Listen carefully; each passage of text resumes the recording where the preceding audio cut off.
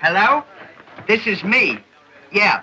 Say, listen, if you had a face like mine, you'd punch me right in the nose. And I'm just the fella that can do it.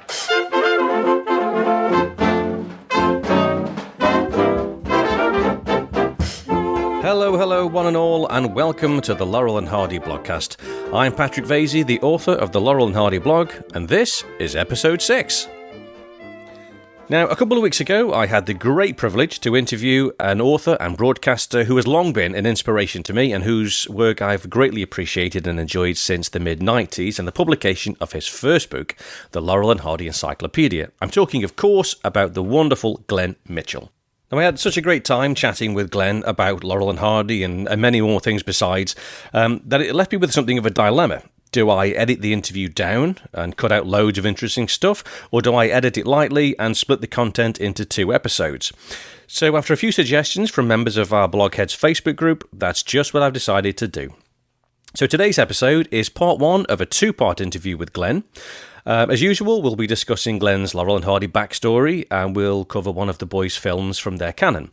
And the film in question today is the historically important silent short Do Detectives Think from 1927. In addition to all of that, we'll also be taking a closer look at the Tipton Slasher himself, aka Thunderclap Callahan, Mr. Noah Young. We better get out of here. I think so too. Goodbye. So I hope you enjoy part 1 of the interview. I'm sure you will. I certainly enjoyed making it with Glenn. So before we get into the episode proper, though, I just wanted to mention a DVD that I purchased in the last month. It's not by any means a new release. It's been out for absolutely ages. But I wanted to give it a mention anyway. As many of you will know, the big box sets of the classic Roach-era films, being the Essential Collection in the USA and the one I use, which is the Universal 21-disc set in the UK, they've got a few absences, most notably Babes in Toyland, or March of the Wooden Soldiers, if you prefer, Fra Diavolo, also known as The Devil's Brother, and Bogus Bandits, Bonnie Scotland, and The Flying Deuces. Now, I've had all these films on VHS and DVD for years, but since writing the blog, I've decided I wanted to try and make sure that I've got the best prints available on the home video market. So the copies of the films that I've just mentioned, that I previously bought, were pretty cheap, really, like discount lines and substandard quality. So looking to upgrade my copy of Fra Diavolo, I was trying to buy the DVD by TCM, which comes highly recommended, but this appears only to be available in the US, and as such, the price is higher than I was willing to pay. So instead, I thought I went for the Warner Archives double bill set of Fra Diavolo and Bonnie Scotland, and I've been really impressed with it, actually. Both films are far superior to the older versions that I've owned, and there's also expert commentaries on both films by Richard W. Ban and Leonard Maltin. So yeah, I just thought I'd give that a shout out. If you're looking to update your collection, I can certainly recommend this one. So it's the Warner Archives collection of The Devil's Brother and Bonnie Scotland together on one disc. If you're interested in picking up a copy for yourselves, I've put an affiliate link on the show notes and also on the Laurel and Hardy blog website. And I'll also post a link on the Facebook page too. That's a good idea, Ollie. You bet your life it is. So without any further idle falderdash, we'll crack on with today's special guest interview with Glenn Mitchell. A little point to note just before we do, the audio quality is not as good as I would have liked from the recording of the interview. It certainly won't affect your enjoyment one bit, I'm sure. You might just be aware that occasionally the sound drops out for some reason. But yeah, we'll get into it and see what you think. I hope you enjoy it. I'm sure you will.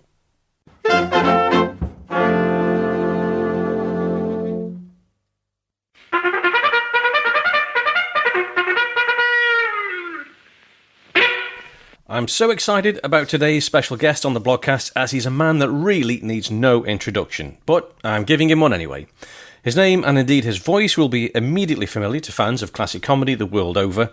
He's an acclaimed comedy writer and dramatist, and an incredibly popular scriptwriter and broadcaster for radio and television. He's provided many audio commentaries for DVD and Blu-ray releases, including Laurel and Hardy, Charlie Chaplin and Buster Keaton, including the very latest Criterion Blu-ray release of Keaton's The Cameraman. But he is, of course, a renowned author and historian of silent comedy and the early talkies.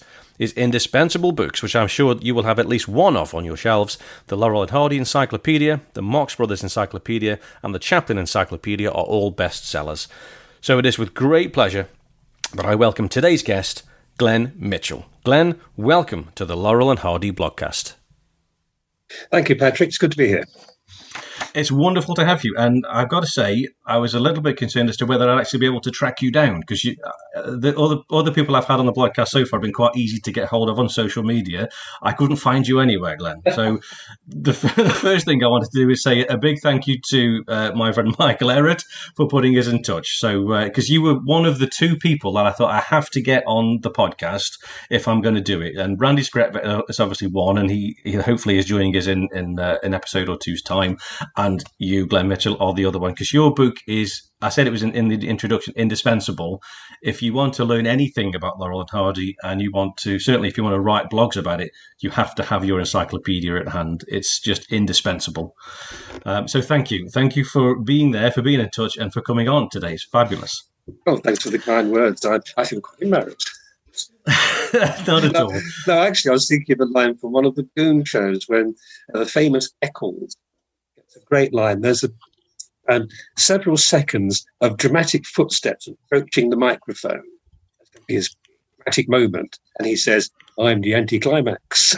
And I feel a bit like that now after the intro, but it was wonderful. Not at all. Oh, no, not at all. Well earned. It is well earned. So we're going to be looking at two films today in the Laurel and Hardy canon, which is where we're up to in the blogcast, and that's Do Detectives Think and Flying Elephants. And I don't think you couldn't find two more contrasting films if we tried. But to start off with, what I'd like to do with all of my guests, Glenn, is just to ask you about your Laurel and Hardy backstory and how did you discover them? What your earliest memories of them are, and of discovering sort of silent classic comedies in general. So if you could sort of fill us in on that, that would be great.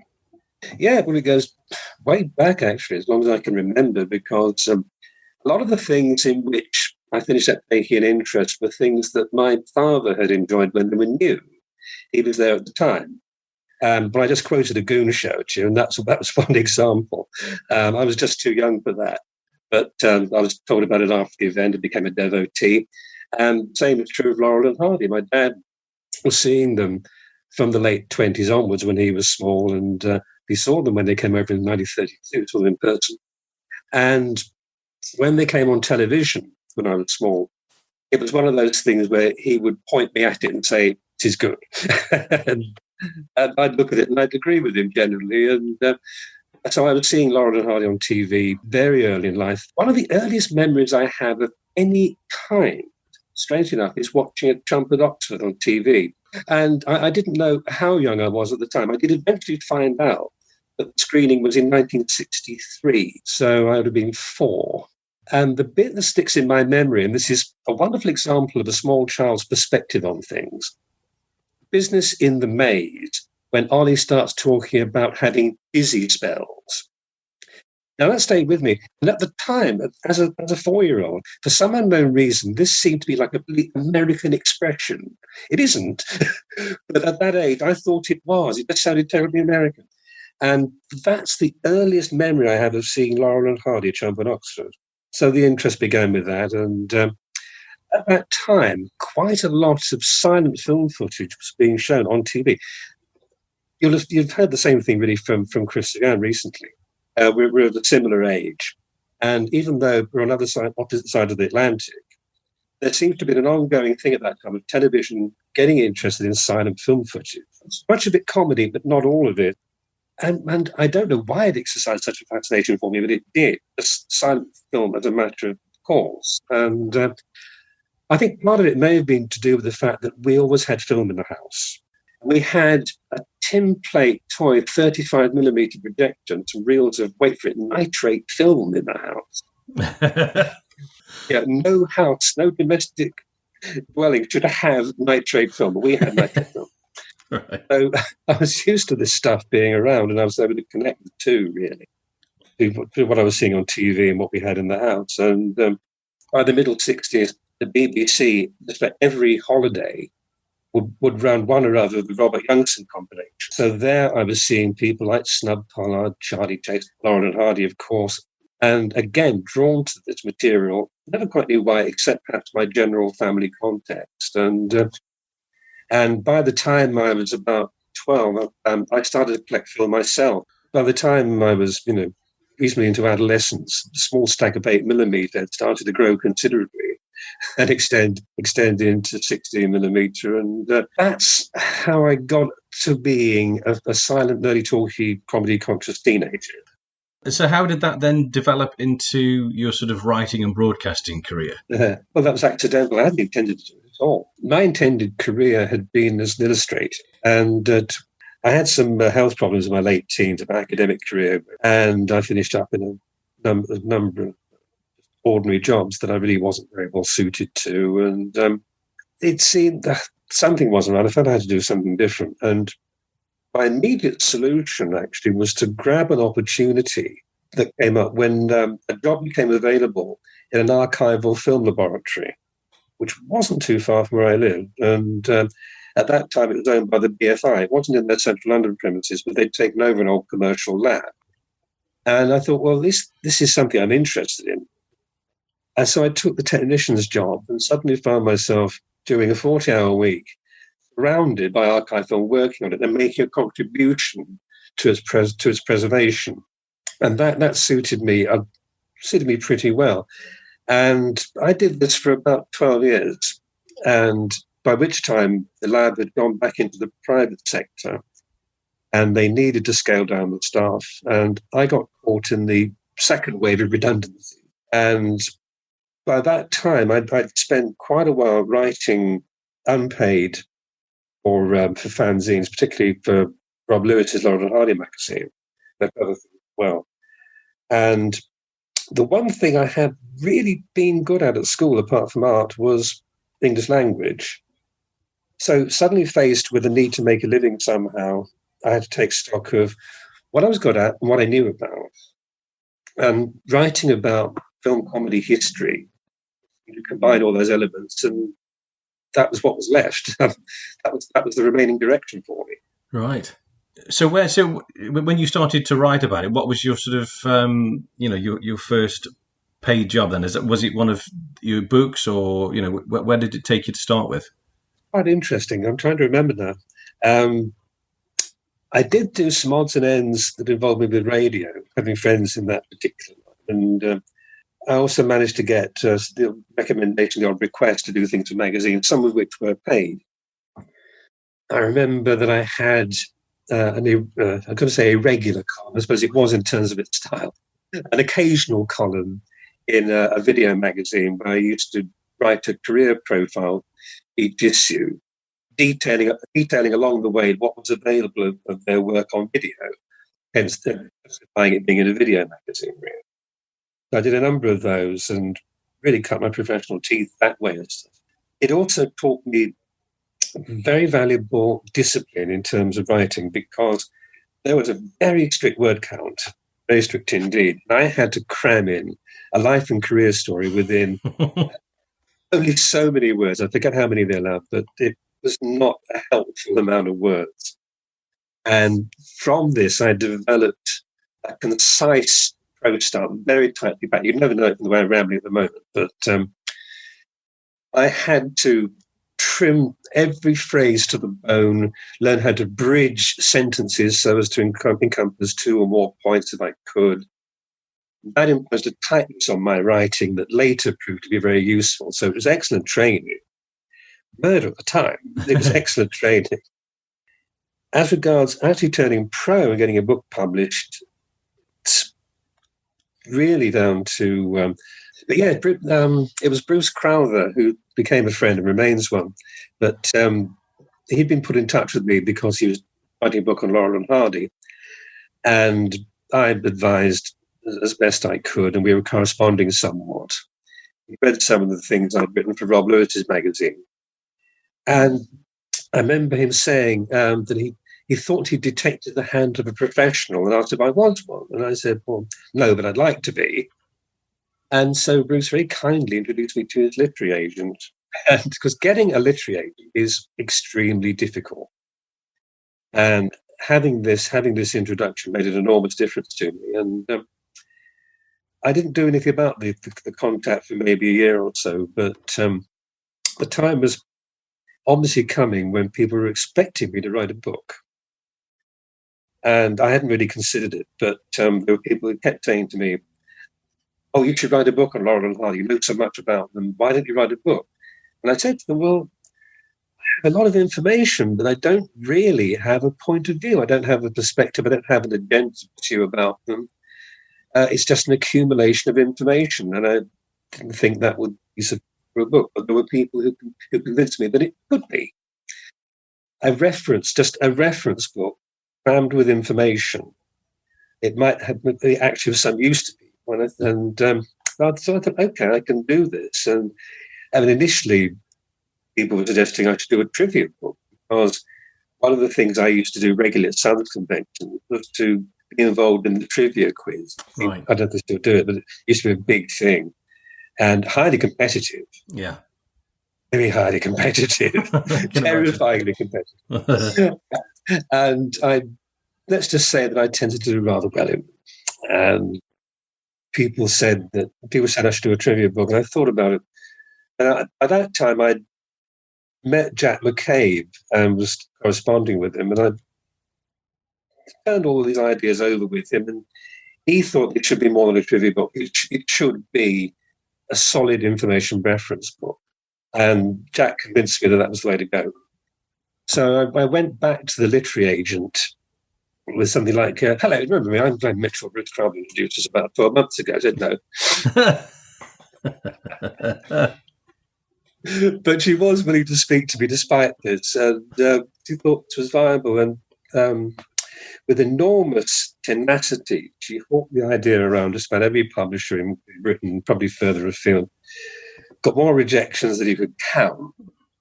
And finally, with about 2 or 3 throws of the dice left to go with publishers, Batsford expressed interest. Right. I mean, obviously, writing a narrative book I know is hard enough, but how did you go about constructing something like this encyclopedia? Because they are, all three, and obviously you got the A to Z of silent comedy as well. Where do you start with something like that? Yes, just about haphazardly. It really was. It was. Well, I would call it completely random. I realised that if it was going to take the form of a large number of alphabetical entries, I should start really by knowing what most of those entries are going to be. So I compiled a list of likely entries, and of course, the first part of that is easy. You list all the films. Yeah. I have an entry for each. Then you list the key personnel, but I have an entry for each of those. Then you take it further. Of the less than key personnel, who is of sufficient importance to warrant an entry? Right. How many people do you know enough about to write an entry? And once you've got that, you've really got most of them, but then it gets into the more theoretical. You've got to think of topics, relevant topics. Again, a lot of those suggest themselves. With Laurel, think of the Model T cars. Think of the Pi 5. People got to expect stuff. It's beyond that when it gets trickier, when you start to think more about what they're about and aspects of their lives that you think, okay, inevitably you would have an entry on births and deaths and the rest of it, their interests. Where do you put Babe Hardy in golf? Do you just have a golf entry? Do you have a sport entry? Because there's a lot of sport in their lives. So you have to make those decisions. But eventually, with that process ongoing, I compiled a long provisional list. And I found that as I started to write the entries themselves, other topics suggested themselves. So I was able to come up with other thematic headings and so on and so forth. So it was assembling the list of suggested entries first and then writing the entries. As regards to the order in which I wrote the entries, it was completely disorganized. It was really not quite stick a pin in the notes, but it was looking at the list of entries and thinking, well, okay, what's going to be the most straightforward? Which ones can I write with relative ease? And thus form the building block for everything else.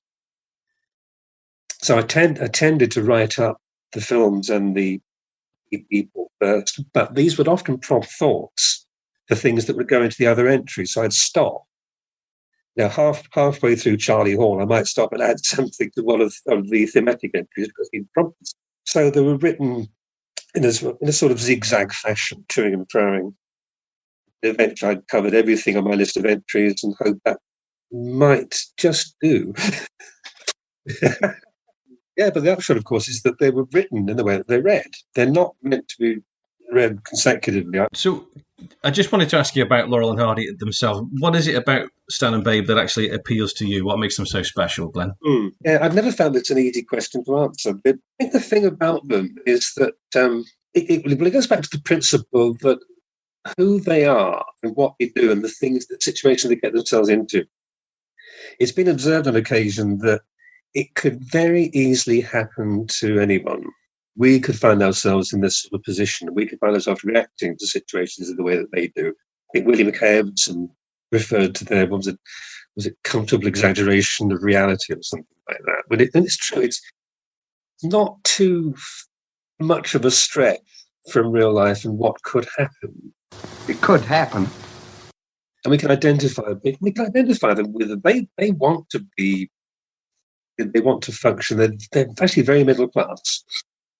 They have that air about them where they want to follow the work ethic. They want to be accepted by the society and their peers. But circumstances sometimes stop that happening, or there's something within them that stops that. There's something beyond their control. There's something of the misfit that means, and a lot of us feel that way. We're taken to be fairly normal by our peers. We ourselves don't necessarily believe that. We feel that we are the odd ones out. This is a common feeling. And I think that is at the heart of Laurel and Hardy. It's something the average person can relate to more than some other comedians whom I admire enormously. I mean, if you take people like Marx Brothers or W.C. Fields, they actually take some pride in being mavericks. They don't really care necessarily if they're accepted. In fact, the Marx Brothers probably take it as an insult. People in domestic mode might sometimes welcome it. But essentially, these are people who provide a vicarious pleasure in being uncaring and proud misfits. Yeah. For them, it's vicarious pleasure. With Laurel and Hardy, it's empathy. And I think that is at the heart of what endears them to me. I feel drawn to them, I think, for that reason. And the way it's done, it's just so accomplished. It seems natural. It seems natural, but everything leads logically to the next stage, as if there's some sort of destiny behind it, inexorable path downwards into disaster. The way that we might find ourselves doing the same sort of thing on a lower level. We might drop something, bend to pick it up and knock over a cup of tea, which then covers the table. And in trying to clear up the table, we knock a flower vase over. And we do this on that level. They do it on the grand scale. Yes. The coffee table accident parallel the big business debacle. It's the same principle writ large. Yeah, and they drag everybody else into it as well. Yes, and which we try not to do. But other people can easily be drawn into their own private disasters without us meaning it to happen. And there's such a bond between them as well. I mean, this is not a cold partnership. This isn't the Taxi Boy. These two have a genuine fraternal bond, and that gives them a human element that I think we can relate to quite easily. And they seem real. They're an exaggeration of real people, but they seem real. And we can see them as being our friends. That, I think, is what sets them apart from all of the rest. I do mean all of the rest. Yeah, I think it's a good point, Glenn. I think Chris again, touched on that. They are your friends, when you're watching them, you're spending time with friends, and that's absolutely it, isn't it? I like the quote. I can't remember where the quote was now, but it was something like, you like comedy teams, but you love Laurel and Hardy. And I think that is exactly it, isn't it? It's that emotion, that affection that it just, it pulls out of you. It's amazing. And it reminds me of something Randy Scratchett said when somebody asked him. Doesn't he get tired of seeing the films? Doesn't he know them by heart? Why does he want to keep going back to see them? And I think he said it was something like, it's revisiting old friends. That's how it feels. It's going back to see friends. Yeah, that's absolutely right. Absolutely right. Which is why they stand the test of time. And repetition. That plus the fact, of course, that their style of comedy, this is a small tangent, was so much based on the anticipated gag. The element of surprise was never very strong in Laurel and Hardy. What was funny about them was not so much quite what happened, but how it was done and how they did it. Enjoying watching them deliver. Done so well. Yes. That's also why they could work at a relatively slow pace, because we know what's coming, but it doesn't matter. We are savouring the way in which they're doing it. That's right. And even to the point when they didn't even have to show us when it came. We just knew it was coming. It was in our heads. They didn't have to show us it. It was off camera. You know. At the end of Scram, they turned the lights out. It's all in the soundtrack. Yeah, that's it. That's it. And unaccustomed as we are, when he falls down the stairs, he just disappears off the camera. Fantastic. Yeah, which shows they, even in the first talking, they knew more about handling sound than people who made features. People who made feature films. They thought the big item was the sound of frying eggs.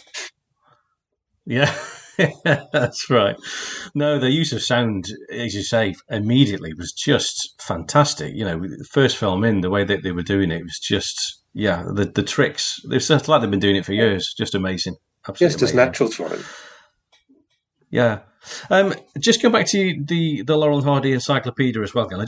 I got a question from Craig Kalman, actually, who was on our last episode. He was looking to get a copy of the Laurel and Hardy Encyclopedia. He doesn't own one yet, but he doesn't know which edition to go for, because obviously there are 2 or 3, I think, on the market, or certainly you can buy them off eBay and things. Which is your favourite edition? Because there are quite different in the way that they look. Yes, I mean, one of the things I found was that new information tends to make itself available just as soon as it's too late. This happens in any fact of endeavour.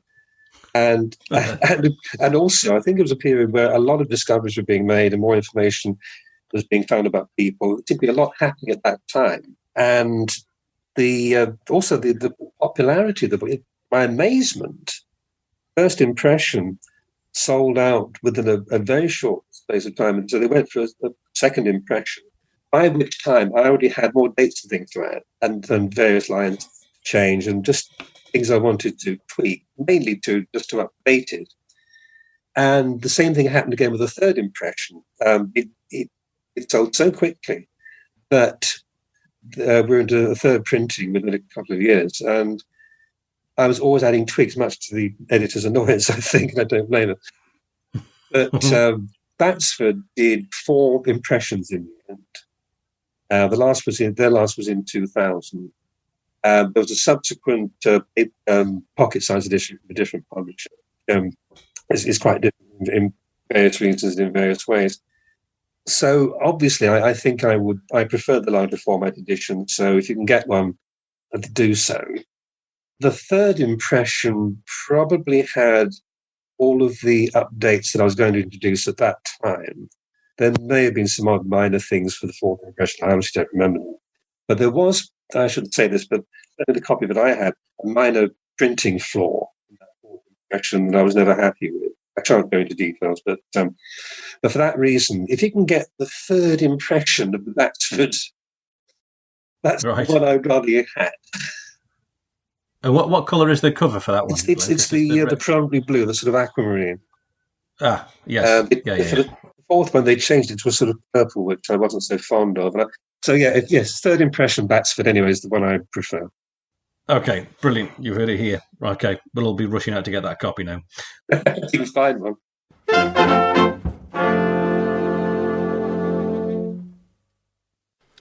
And now we'll take a short break from our interview with Glenn as we take a look at our first film in focus today, Do Detectives Think? It was filmed April 25th to May the 6th, 1927. It was a 2-reeler released by Pathé on November 20th, 1927. It was produced by Hal Roach, directed by Fred Gill, with titles by H.M. Walker.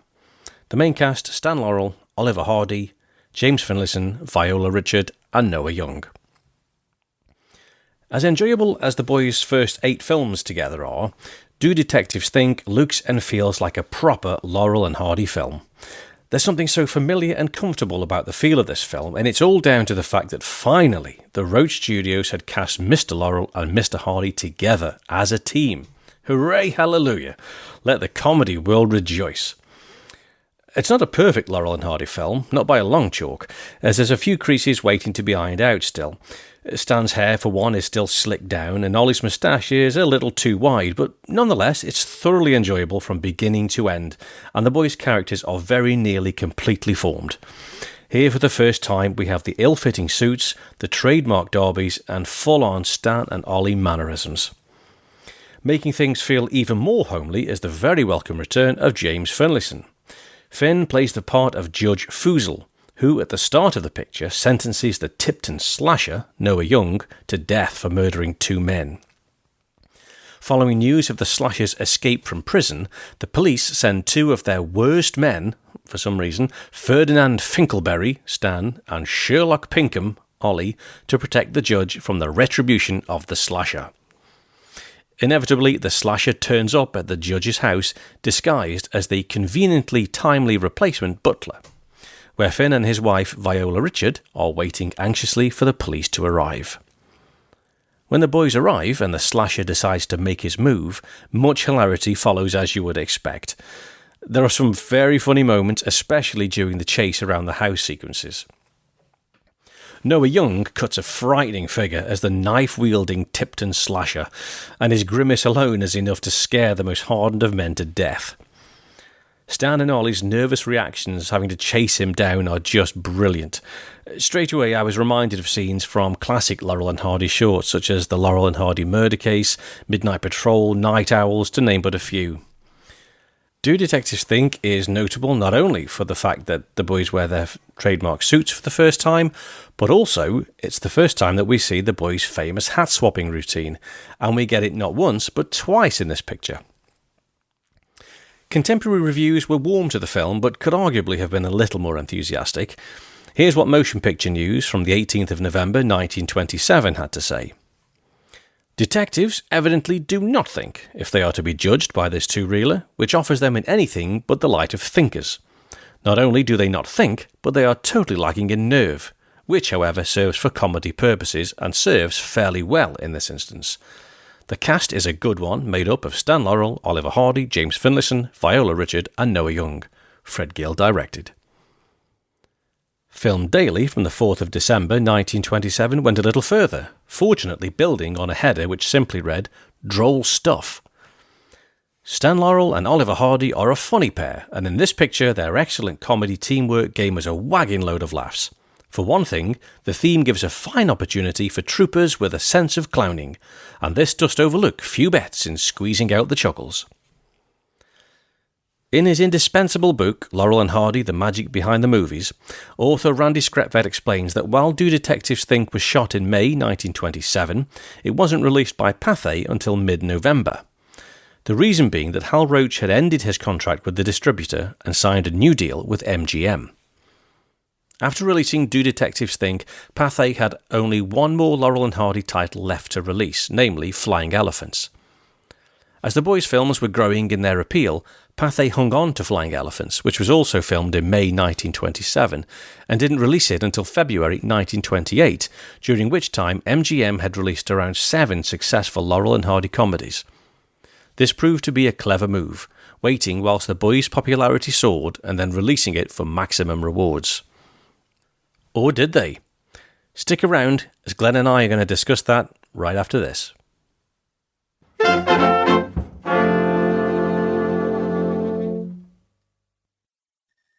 My thoughts of Do Detectives Think are it's one of the most unfortunate films in comedy history in many ways because it lost its claim to fame as being the first authentic-looking Laurel and Hardy film. It was usurped when Duck Soup turned up. Yeah, of course, yes, of course, because it was lost, wasn't it? Yeah, well, it was unavailable. I think it was hiding. It was one of those films where there were copies about that nobody seemed to notice them. But no, Do Detectives Think was treated as the first film in which they played anything like the usual character, or almost exactly the usual characters, even costuming. It was considered to be the first time that they did that. And when Robert Youngson had it in his 1967 compilation, The Perils of Laurel and Hardy, he rather overstated the case, actually, because he said, from here, Laurel and Hardy were a team. Well, actually, because they weren't, because they went back again. They reverted to their solo personas after doing it. But it's a fair point about it being, at that time, thought to be the first film in their regular format. But then Duck Soup came along and spoiled all that for Do Detectives Think. So that relegated it to a position of being number two, I suppose, in terms of their format, and into being one of the better Pathés and one of the second. I think Edison was fond of calling him this the second echelon Laurel and Hardy silence, because it is very good. The title is very much of its period. So this thing about question titles was very much in vogue at the time. If you were a collector in Britain in the old days, I hate to say the old days, but you were quite likely to know it as The Bodyguard. There were 16mm prints around, 8mm prints therefrom, which proliferated. It was called The Bodyguard. It was obviously a title bestowed upon it a long time ago, going by the style of the part titles, or the main and part two titles. Obviously done a long time ago. This wasn't a rechristening by a home movie distributor. This was done way back. And I don't know how far back and by whom, but the Pathés turned up on 16mm, and which is why so many roach Pathés are around, and why there's so many gaps in the roach MGNs, because the MGNs were never on smaller gauges, but Pathé made stuff available, and hence some of these films only existing in 16mm. And for a long time, all you ever saw of Do Detectives Think was on or from 16. Where Youngson got his 35mm from for his 1967 film, I have no idea. But he seemed to be the only one who had access to 35mm at that time. And even now, though, the available 35 has at least one bit that's missing that you'll see in the old 8mm prints and 16mm. And it's on or about the real change.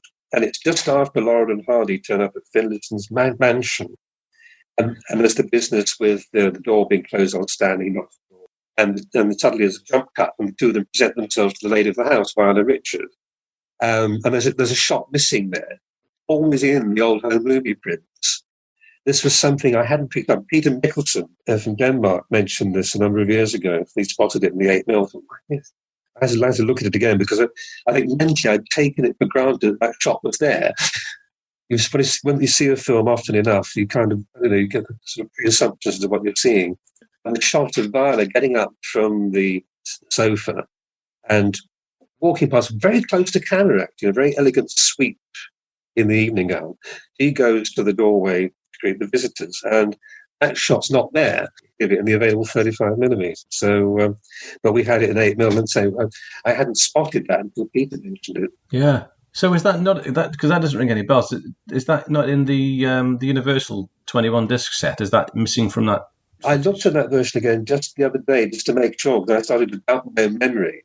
And yeah, I'm convinced there's a jump cut there. Yeah, and it's not an American DVD either. So I've a terrible feeling that shot may not exist on 35mm at all. But that's the print history of Do Detectives Think. And obviously we've got one of the most gruesome looking baddies on film, Mr. Noah Young, which is I do love watching Noah Young, because he just is incredible to look at. What can you tell us about Noah? Well, to look at him, you might have thought that he'd been a weightlifter, and he was.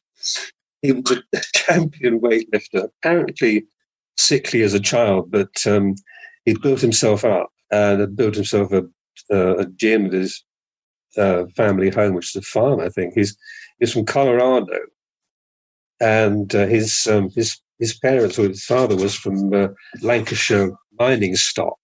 He emigrated to the States, and but yes, he His father, funny enough, had been a bare knuckle fighter in England. Oh, yeah. And this makes me wonder if his character description in Do Detectives Think might even have been a back reference to that, because he's referred to in the titling as the Tipton Slasher. Yeah. Which sounds odd anyway. But the Tipton Slasher was the sobriquet of a British prize fighter of the 1850s from Tipton in the Midlands. He became a character of legend. But you wonder why American gag writers in the 1920s would think of a 19th century boxer from the British Midlands. What would prompt that? And I can only assume it must have been for one of the British contributors on the rope team, Stan Laurel, Frank Butler, or whoever, had those British references. I suppose it sounded violent. Slasher really does sound like a good name for a maniac. Certainly does. The throat slasher, which maybe what prompted it. I suppose unless the name prompted the throat slashing in the movie, I couldn't tell you. But perhaps Tipton had some sort of international renown as a place of deadly violence. Well, yes, his reputation hasn't spread within Britain, but perhaps it just hopped straight across the pond. Yeah. But no, it's only just occurred to me that could this possibly have been a reference to Young's own parentage? The fact that his father had been that sort of a fighter in England in the 19th century. Perhaps it was a little in reference. I don't know. But either way, Young built himself up into being a champion weightlifter, and he worked in circus, I believe. And he was a prize-winning amateur athlete and became a fixture at the Los Angeles Athletic Club, which is where Harold Lloyd spotted him. Oh, wow. So, saw the potential for this huge, enormously strong man in his films. And he joined Lloyd's unit at Roach in 1918 and fixtured with Lloyd thereafter, at least for the silent period, playing alternately thugs and psychos. He did very well. He did it very well. And it has to be said, there wasn't a lot more to Noah Young than that. Yes. Those were his two roles. He was a fairly mindless thug in a sailor-made man, the Lloyd four-reeler. Right. Lloyd joins the Navy, and he's pushed and thrown around by this huge bully played by Young. And they finish up becoming friends when Lloyd carries the cam for something that Young could be responsible for. So a bond. And later on, Young acquires enormous respect for Lloyd, and during a massive brawl, he sees Lloyd stacking up all the unconscious bodies that he thinks Lloyd has knocked out, whereas in fact he's knocked out so many guys himself, he doesn't know how many he has laid out. Or he thinks Harold is holding up his end of the fight. So suddenly he's got enormous respect for Lloyd as a fighter. But he's in a lot of the Lloyds, and Lloyd obviously had a great deal of regard for him because he kept him in his films well into the 30s, albeit in sort of minor background roles. The general feeling is that Young's career in films was hamstrung by a rather heavy manner of speech. He looked like a sort of a big thug, but unfortunately the voice was also, frankly, right. He had that sort of a type of voice. You can hear him in the fixer-uppers, Laurel Hardy. He's the barman, bar owner, who refuses to serve Arthur Houseman any more drinks. Oh, I didn't realise that. I'd never realised that. Yeah, that's him. And he has this line, no more drinks. You want me to lose my license? Yeah, too much of a big lunk type of voice. I can't serve you anymore. Oh, come on. You want me to lose my license? Go on, get out of here. So he doesn't do a lot in talkies. Another of the last ones, he's in one of the Thelma Todd Patsy Kelly shorts called Bum Voyage. But he's actually billed there. Unusually for a talkie, he's even billed on the main titles. whereas most of the other supporting cast aren't. So I don't know if that's his last screen billing or not, but it's a late appearance of Roach, but another of the very few speaking roles he had once sound had come in. And he later on, apparently, once he quit, he bought a number of apartment buildings and obviously lived on that, being their landlord. Okay. That's what he did later on. I hope he wasn't as unscrupulous and tight-fisted a landlord as he was in one of the Charlie Chases. There ain't no Santa Claus, where he's a real money-grabbing landlord. Can you imagine? Can you imagine meeting your landlord if that was you'd seen that film? I'd move. I'd get out of town as soon as possible. But he was a genuinely tough guy, and people often mention that he was absurdly turned down by the U.S. Navy in World War I for having too few teeth. Well, they've got off standards. Well, I do know actually that navies do tend to be fussier than say the army. It was certainly true of the Royal Navy, and I think it was true of the U.S. Navy. And people say, well, you don't get this because if you see him in the films, he seems to have plenty of teeth. Well, we're overlooking the fact that the first ones to go are more likely to be at the back. Right. For people who suffer severe tooth loss, it starts at the back.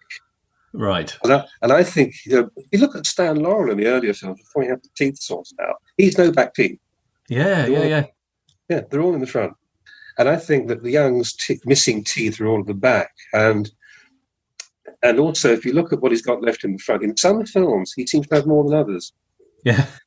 Yeah, his own teeth are actually pretty awful and divided. And it really is a neglected graveyard. And I never thought this conversation would go down this road.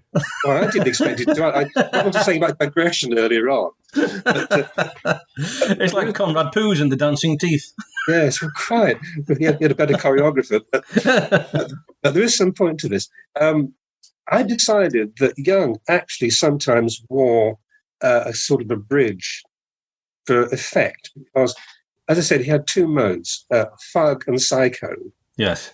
I think he actually had a false set of front teeth that looked more like a kind of a blade or a shell when he was playing psychopaths. Right. Add to that kind of I can bite you look. Yes. I'm sure it would sound like almost like a gumshoe to look at. Right, okay. Yeah, so people look and say, oh, yeah, Young had plenty of teeth. I don't read the Navy story. But I think they're seeing him with this sort of tooth gumshoe that he had for his maniacal roles. Right, okay. Because I know in Do Detectives think, obviously, when he's got that big knife and he's coming up behind Stan and he's really giving his teeth some exposure. Yeah. Oh, yes. And of course, that look he could do, that look in the eye. Yes, yeah. His eyes would widen to an almost bovine look.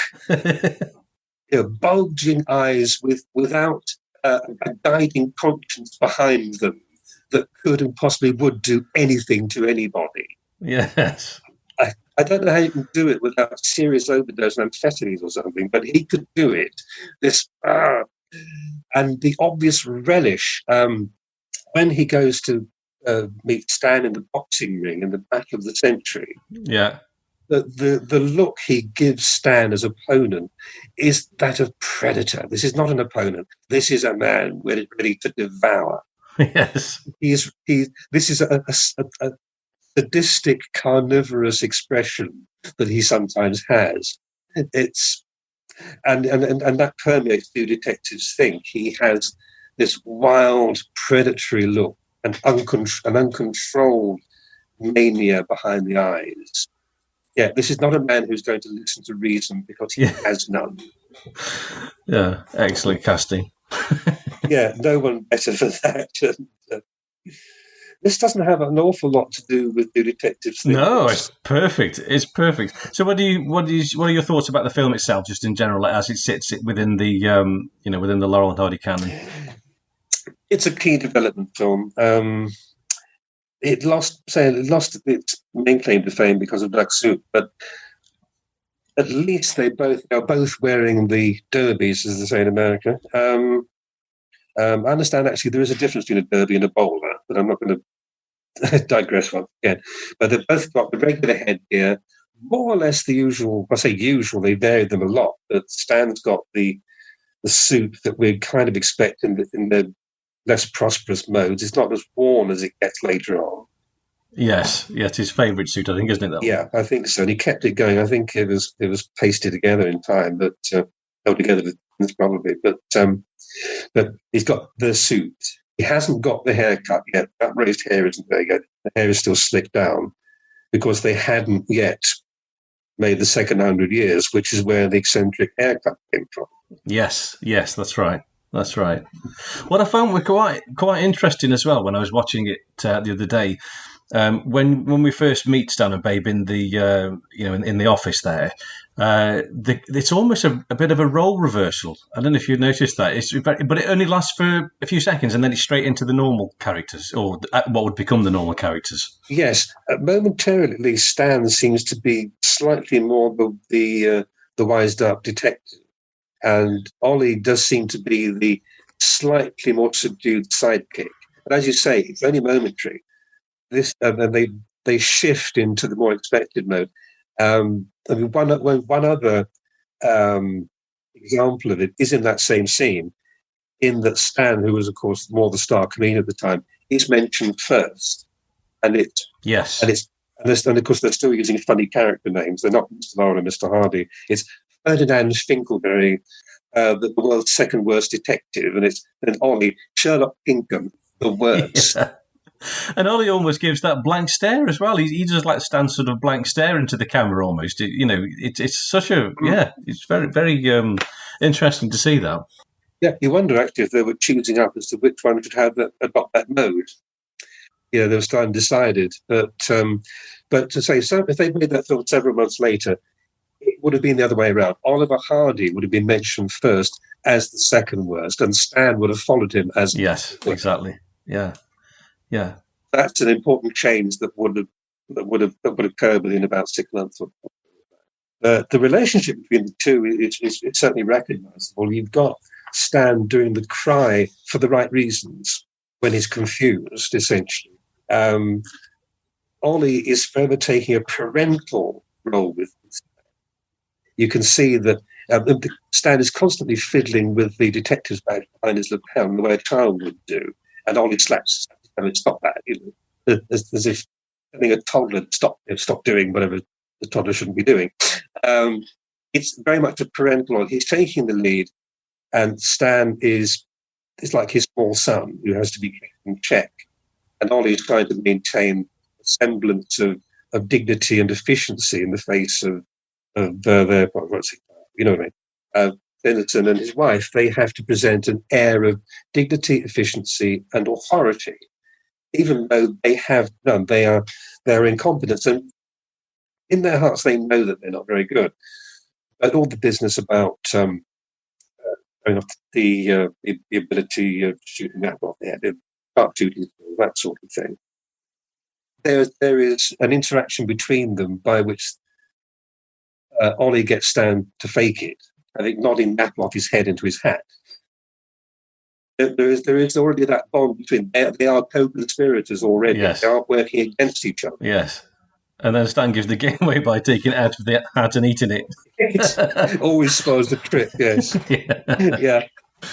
Yeah, and he's always eating. Stan in the Laurel and Hardy's, even though Ollie is the fat one, it's always Stan who's eating. Yeah, that's true. He was filling his face with the crackers, wasn't he? Just before that. Yeah, it's one of the little ironies in Laurel and Hardy's that Stan does all the eating, but Ollie puts in all the meat. Yeah, I'd not picked up on that. Actually, that's true. That's a good one. Yeah, and I'd say Laurel and Hardy had some affection for this one, or some regard for it, because although they did obviously routinely remake films or rework things, this seems to have had so many elements that they reused that they must have thought quite a lot of it. This is the polished version of the relationship they've done in that scene. This is the maturity of that pairing, really. And so much else of it does recur. I mean, the basic premise where Finlayson has incurred the wrath of this convicted killer by an ill-advised remark. He sentenced him to hang. He said, and I hope you choke unnecessarily. And if he hadn't said that, Slasher would not have gone wild and crazy and sworn revenge. That's very obvious. And of course, 7 years later, we have Going Bye-Bye, where Stan in court does the same thing to get Walter Long angry with him. Aren't you going to hang him? Order in the court! So that's a direct descendant of that. And then there's the graveyard scene, which I think we can say with confidence is the direct parent of habeas corpus. Of course. Yeah, of course. When the graveyard scene ends with an obvious treadmill effect when they're running away, which is really the stuff of Sennett, in which with the Roach people were trying to get away from that sort of unreal gag with obvious contrivances. It's still sufficiently early for that type of gag to come in. Right. Certainly towards the end, this business where we think Stan's had his head chopped off, head tucked down into his collar, running around like a headless chicken. And it's very funny, but it's the type of contrived mechanical gag that you'd expect from a Sennett short of the time and not necessarily a Roach. And it's the type of unreal thing which they ditched very early on. Yeah. So we've still got echoes of what had gone before the detectives thing as they're moving into this more mature period in their own comedy, and indeed that of the studio. Yeah. It reminds me, actually, just talking about the graveyard scene, I noticed on this last time I watched it, the continuity error with the hats in the graveyard. Have you seen that? No. You know, while his hat gets blown off into the graveyard, and you get a glimpse of it, and there's 2 hats on the floor, and then you see Stan run along, and his hat blows off, and then there's 2 hats on the floor. You see. Oh, God. You know, I was aware there being 2 hats, but it didn't click. I did not put 2 and 2 together. How about that? Yeah. Well, I suppose if you start swapping hats to and fro and having them blowing everywhere, you're going to lose track at some point. And of course, this is the first film, I think, where we have the hat swapping routine as well, isn't it? Oh, it is, yes, of course. It's the debut of the famous hat switching routine. Yeah, which I only just recently learned. Stan's hat, was it Ollie's hat was bigger or Stan's hat was smaller to make it look even more ridiculous when they swapped hats? I didn't know that, I admit. Yeah, I think what it was. I think when they swapped hats, they even swapped Ollie's hat for a bigger Ollie hat. So when Stan put it on, it was like straight over. You know, it was even bigger on his head than Ollie's real hat would have been to extend the comic effect. Yeah, I can see that. There were other trademarks that came in. There's that Hal Roach affirmative nod, mutual nod that comes in when they finally realise who the butler is. They look at each other with a definite yes nod of their head, which characterises the Roach films in general. I don't know where this came in, but there are certain Hal Roach mannerisms, and that's one of them. And of course, we've talked about the hat switch thing. They knew they were onto a good thing and with it, and saw it as a recurrent motif because, of course, they do it in the graveyard scene, but they do it again subsequently, and that's also the tag, the payoff to the film. Having finally won out against this villain, despite all odds, more through accident than anything else, they stand at the doorway making a gallant, graceful farewell to Judge Foozle and wife, and they take a bow and all that. And the big, graceful, heroic exit is ruined because they switch their hats again. And so they reserved that for the punchline. And so they knew they were onto something with that all the way through it and at the end. And it's no surprise that it remained a fixture in their repertoire. I do know that despite the fact that it's obviously Laurel and Hardy teamwork, well, from our perspective, and it would have seemed so probably to contemporary audiences, Pathé didn't realise. Because the last of having lost Hal Roach's products as distributors, Pathé held back the last several films and made the most of them. So a number of the Pathés didn't see release until they were already established in the MGM schedule, and audiences were seeing things like Hats Off, which was their first really big hit. people were seeing Laurel and Hardy as we know them at the same time as they were seeing the late Pathays, where they were broken up. But despite all this, Pathé did not have the wit to build them as Laurel and Hardy. The original poster for Do Detectives Think, as it stars Stan Laurel and Jimmy Finlayson, even though Hardy is visible with them in the artwork, prominently so, they didn't have the wit to push both Laurel and Hardy in the artwork. And this was despite the fact that it was held back until November of 27, by which time they'd already released Hats Off, certainly, Second 100 Years, putting Hats Off in it. The Battle of the Century was about to come out. Pathé did not see what was going on, obviously. I'd always thought that they'd recognised that they had the first works of the Big New Hot team, and which is why they strung out the release schedule so far. In retrospect, with this in mind, I don't think they did. I really don't think they did.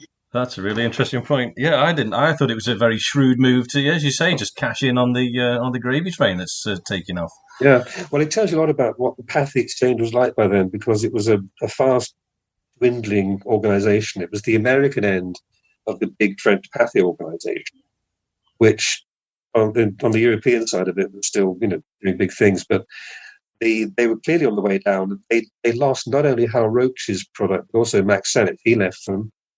Lloyd switched his distribution from Pathé to Paramount. And so the Pathé Exchange was on the way out. And within a year or two, it disappeared into the new RKO organisation and the radio pictures. And the name survived within the RKO schedules really as a banner for some of the features and some short. And the original titling even, these were billed as Laurel Solos. If you see a lobby card, one of the Pathés, it'll be Sailors Beware with Stan Laurel. Even if Hardy's in the still. And it's the same with these.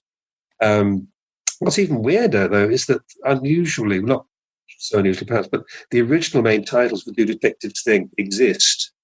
Look at the cast list. It's Stan Laurel, Oliver Hardy, Jimmy Finlayson. So Hardy is actually getting second billing above Finlayson. But the poster, Stan Laurel, Jimmy Finlayson. It is peculiar, and it continued. When back to Duck Soup again, when an original English language certified milk print of that turned up at the BFI, this was a UK early reissue. I think it was actually 1930. They tell me it's 1928, but I think they're going by the stock date. But either way, the main title on that, even though it's a reissue, still has it down as a Stan Laurel starring film. Duck Soup with Stan Laurel. Hardy's not mentioned. And I found something years ago in the Kinematograph Weekly, British trade journal, which was talking about these very early reissues. And we're talking about 1928, 29, 30. And they'd obviously been confused by the billing on them as well, because they were looking at Flying Elephants. And they were saying it featured both Laurel and Hardy. And at the same time, they were reviewing the far more typical Do Detectives Think, which they had down as being Laurel only. So you kind of wonder if their reviewer must have spent much of his time at the bar or something instead of at the screening. I have no idea. But I think this was probably not helped by the original billing. Yes, which leads us almost neatly to Flying Elephants, of course. It doesn't. That's a wonderful little segue. That's couldn't have planned that better if we'd have tried. Good afternoon and welcome to Contrived Links Are Us.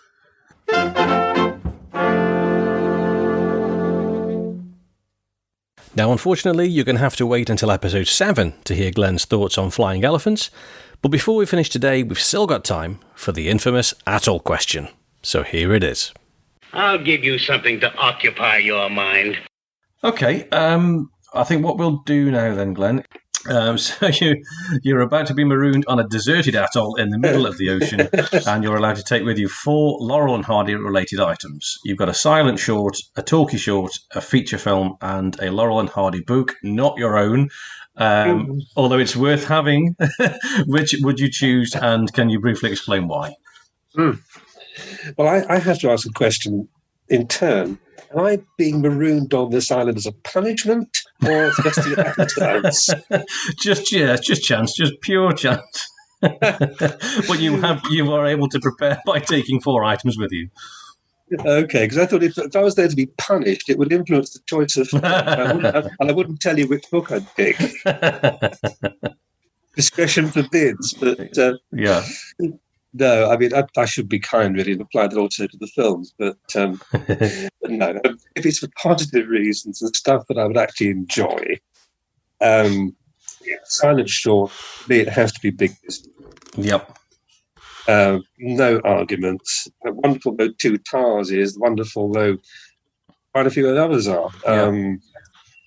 This is the one. This focuses on everything that Laurel and Hardy are and what they do and how they do it and who they do it with, James Finlayson. Yes, yeah.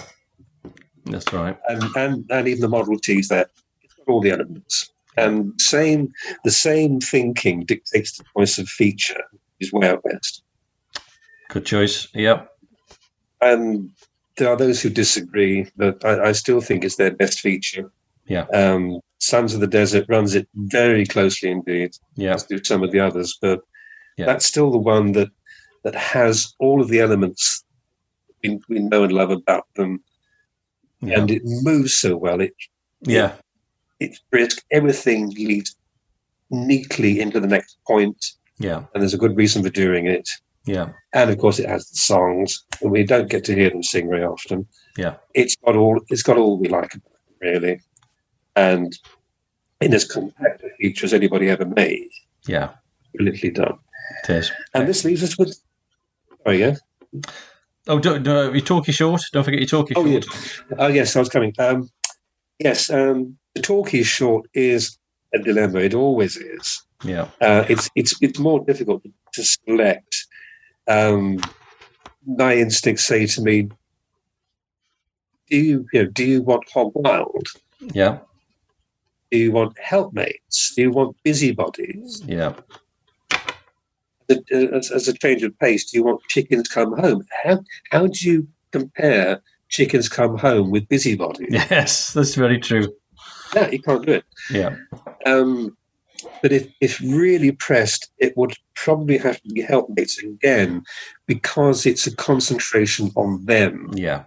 What they do, how they do it, who they are. Yeah. And the relationship between them. And like Way Out West, action progressive. Each thing they do leads logically to the next stage. Yeah. Further and further and ever increasing disaster until the final destruction of the Hardy home. Yeah. Yeah. That's an excellent choice. And with a neat gag, because it starts raining only after it's open to the elements. It can't start raining. It's only when Ollie's open to the elements that it starts to rain. Of course. Yeah. And there really isn't anything else Stan can do. So, yes, he does. So, yes, it's down to big business, Way Out West, and help. Yeah, excellent choices. And as you say, it's such a difficult question, isn't it? It really is a difficult. I wrote my latest blog. I wrote on Come Clean. And what a cracking short that is as well. They're endless, aren't they? They just go on and on the more you think about it. Yeah, it becomes harder the more you think about it. The more contenders, and how can you leave behind Toad in a hole? Yes, that's right. Yeah. And only because it got the Oscar, the music box, so famous. It's very, very difficult. Yeah. I do like putting people on the spot. That was a sketch. That was a stage sketch. Very good, very good. So your final choice has to be the book. Now, this is an interesting one. Yeah, it's got to be McCabe's first, Mr. Laurel and Mr. Hardy. Oh, lovely. Yeah, it was the main work upon which almost all subsequent Laurel and Hardy scholarship has been based. Yeah. However, indirectly with the passage of time, it comes back to that. Yeah. First real proper book-length study of them. First proper history that had been laid out in full. There'd been some embryonic things before that. I mean, David Robinson actually went against all this above, I believe, when he interviewed them for Sight and Sound, which was published in the beginning of '54. Right. That was pioneering stuff, but it wasn't a book length. But it was one of the things that first got the condescending interest of the film historians proper, the academics. Yeah. Because they weren't taking Laurel Hardy seriously, and I don't think the people that typed the sound were, but David Robinson believed it and went to see them when they were on tour, and he did a very good interview with them. But say that was just an article, whereas Jack McCabe's first book was the first what's the word? Substantial. Jack's first book was the first substantial history of Laurel and Hardy. Yes. Yeah. And it's still remarkably accurate. There were subsequent research and scholarship has showed up a few minor errors, but given the fact that Jack was largely working blind, with only Stan Laurel's admittedly sometimes shaky recollections to bolster and augment. Yeah. Remarkable achievement, and it's still a remarkable achievement. Yeah, absolutely. And without it, I do wonder if we'd be sitting here today talking about it. Yeah, it's a good point, actually. Very, very good point. Yeah, and I mean, every guest I've had on so far, I think, to a man, has said their first book, hands down, was Mr. Laurel and Mr. Hardy, as was mine. Yeah, a very, very important book. Yeah, good choice. Good choice, Glenn.